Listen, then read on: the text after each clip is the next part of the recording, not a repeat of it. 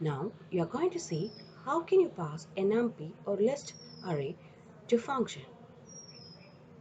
But before that, you have to study the difference between numpy and a list. Not completely, but very few points you have to study. In the case of numpy, it contains numbers only, whereas in list, it contains elements of different data type. In numpy, since I have told you it is containing numbers, it belongs to a type called homogeneous type. Whereas list, it's flexible because it can afford any type of element. If you want to use numpy in your program, definitely you have to import numpy module. So I have written a coding here. Import numpy as np. That means everywhere if you are going to write numpy and all, it will be time consuming for the programmers. So it can be renamed as np. So throughout the program you can simply call the functions of this module with the support of np dot. And here I am going to have a variable called a. That's a variable which is going to call my array content, which is going to get stored in an np format, array format. And I'm going to store a two-dimensional array. So a is equal to, with the numpy support, I'm calling array np.array within square brackets. The first set of values I'm going to give within square brackets itself 1, 2 is given, and second set of values 3, 4 is also given. And if you are trying to print the dimension of this one, it will be two-dimensional array because it is stored as rows and columns. In the first row, it is going to store 1 and 2. In the second row, it is going to store 3 and 4. And if you are trying to print A, it will print in a matrix style. You can see in the first line 1 and 2 is printed. In the second line 3 and 4 is also printed. When it comes to list, the code development is a little bit faster compared to this numpy module implementation and all. But actually, numpy is the best way to write arrays because it's having a lot of operations, multiple dimensions can be specified with the support of numpy, which one is not possible with the list. Here I have written a list variable L with the values 45, 4.5 high and a tuple 6, 7. And if I am trying to print the L, I will get all these values get printed as you have studied earlier. Now, you are going to see a text-based example. How can you pass a list to a function? And in this particular program, just as you, it's an integer array. One definition of average function is written. It's going to calculate average of the list elements. So, name of the function it is avr within bracket L. That L is going to become list. And in the next function definition statement, it's written a length calculation, a ln of L. It's going to get stored in length variable. Sum is initialized with the value 0 and a for loop is there. I in L, that means each and every element of the list is going to get considered. It's going to get added with sum and it's going to return sum divided by length. That means once you're getting the sum of all the elements in a list, if you're going to divide it by number of elements in that list, definitely you will get the average. So such a function definition is written here. Down to that, a print statement is written to accept integer numbers. For that one, the first coding message is given as inputs integers and a is equal to input.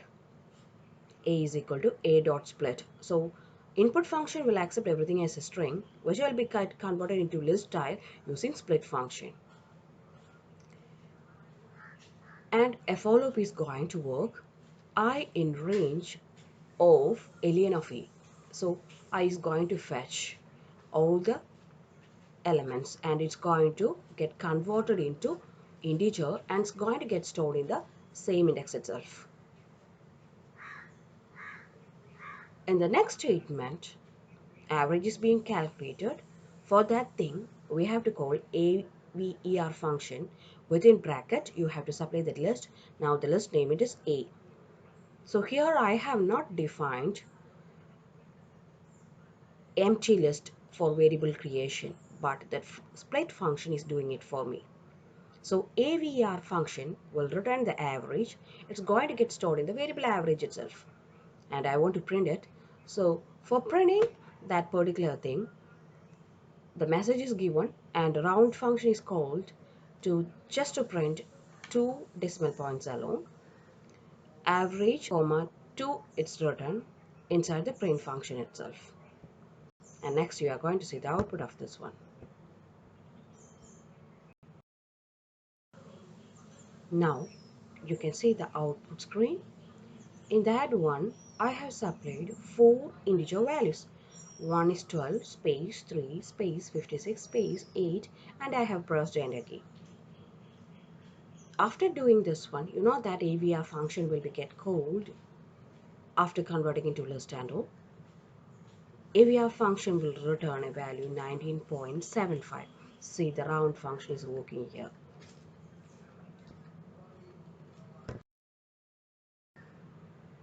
Next, you're going to see main function in Python. It's not mandatory in Python. If it is written, it is mainly used for setting logical structure for most of the important components of a program to a single function.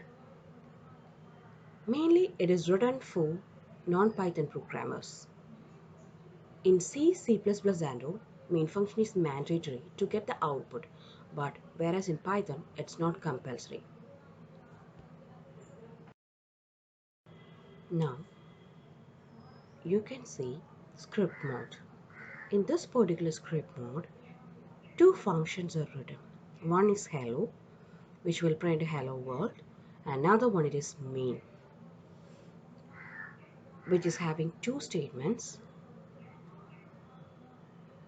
The first one is to print a message. This is in main function. And next one, it is taking the responsibility of making hello to be get executed. That means hello function is being called. Likewise, all the functions of your program can be get called in main function to make a capsule of your coding. So whoever might be going to check your program, they can understand the program in a better way. And in the main section, you have to just write the calling of main function. It will call the entire coding of that particular program. See the output. Once the main is being called, it will print the first statement of main itself. This is a main function. The second line, it will print the output of the hello function. That means hello world. In the previous one, you have seen the main function calling within the script itself. It can be also get called in shell mode. See, in this one, I have written hello function and main function in script mode. And when I pressed F5, you know that we will get into the shell without any line. And there I have written main function calling. Then also you will get the same output. So main function can be get called either in the script mode or in the shell mode. Suppose in the previous example, if you have written this particular coding of Python as if underscore name underscore is equal to single quotes underscore main underscore single quotes colon main function calling. This particular underscore name is considered as a built-in variable in Python, which will always give you the name of the current working module. So it means that if the current working module's name is going to become main, then main function will be get called. Next, we are going to see it's a flow of execution of a program which is containing function call. In Python, naturally, program execution always begins at the first statement. It will be always done in a sequential order. But if a function definition is present, there is a possibility to alter this particular flow. Always remember one thing: statements inside the function definition will not be get executed until it is called. When a function call is identified in a program, the current flow of the program will be diverted to the function definition.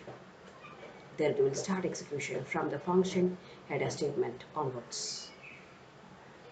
And after completion, it will come back to the point where it left off.